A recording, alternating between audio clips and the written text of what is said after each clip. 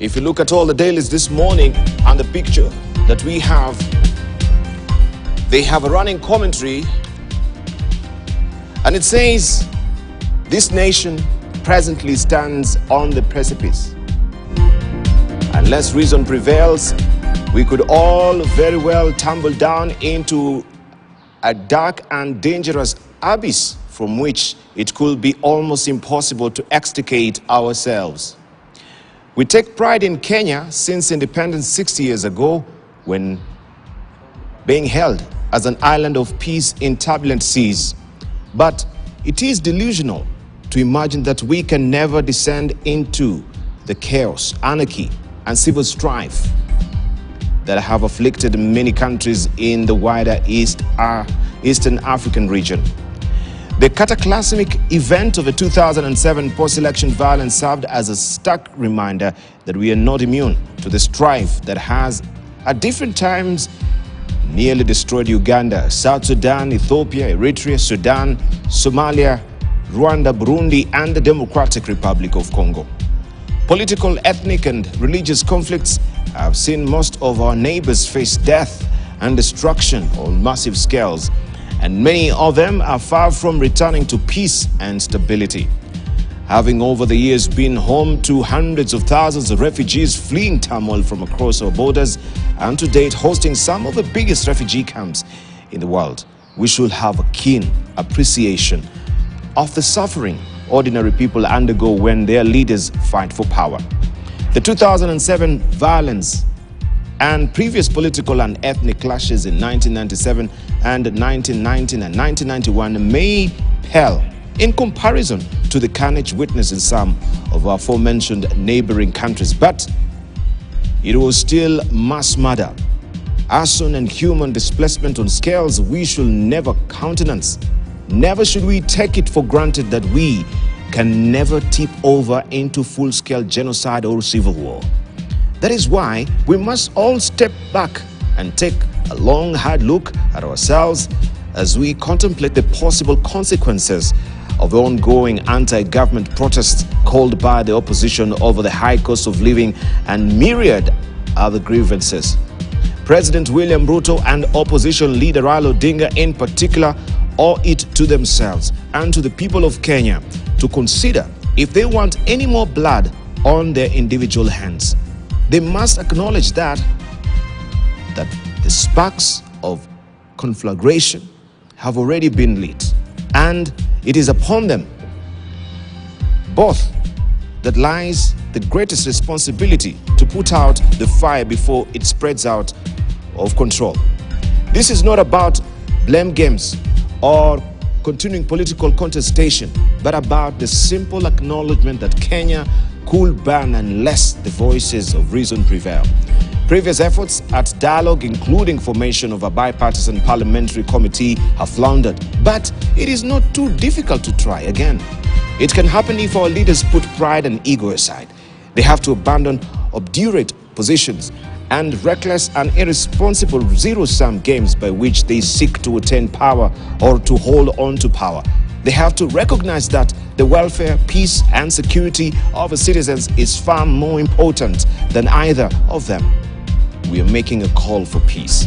However, it cannot be a sterile peace for the sake of peace, but one founded on fundamental principles so well encapsulated in our national anthem: justice be our shield and defender. Too often, we have sought and preached peace without addressing the underlying causes of our perpetual conflicts. Temporary accommodations of handshakes and power-sharing deals have served in the past to still the waters, but not deflect the coming storms. We therefore need a respite from conflicts on our streets so that we can give attention to an all-encompassing national dialogue that will, if necessary, go beyond narrow confines of negotiations between the political classes. We call on the protagonists on both sides to open their eyes, ears, and minds to the cry of Kenyans. They must calm down their respective bands of supporters, disavow the use of violence, and embrace the need for dialogue. Within any such initiatives, some core principles must be safeguarded. One is that the Constitution, freedoms of expression, assembly, processions, demonstrations, and picketing cannot be abridged under any circumstances, not even under the guise of preserving law and order or protecting the government in power. Any forcible dispersal of those merely exercising hard-won constitutional rights, especially unjustified use of lethal force, signals a dangerous regression to the dark days of the police state. But it must also be stressed that those out to exercise their constitutional rights must do so only within the confines of the law. When they employ violence, destroy property, or disturb the rights of others to peace and free movement, they must expect to face the consequences. The government security agencies must also be reminded that they are established to serve Kenyans rather than to serve the political needs of any government that may, for the moment, be in power. Indeed, the founding laws of the National Police Service and other security arms stress that they must be independent and exercise their mandate free of influence and direction from any other authority. Above all, we must disavow extremism from all sides. Those in government must be cautioned against the arrogance of power and the presumption that they are in office eternally and will never be called to account. Those on the other side must acknowledge that there is a government in place, elected on a platform by which it must be given time and space to deliver on, or fail and face wrath of voters next time round. A national conversation calls for goodwill on all sides. It cannot be about seeking to topple the government. Neither can it be about the government using the coercive power of the state to cow a disaffected population into submission. We believe that voices of reason can be found on all sides.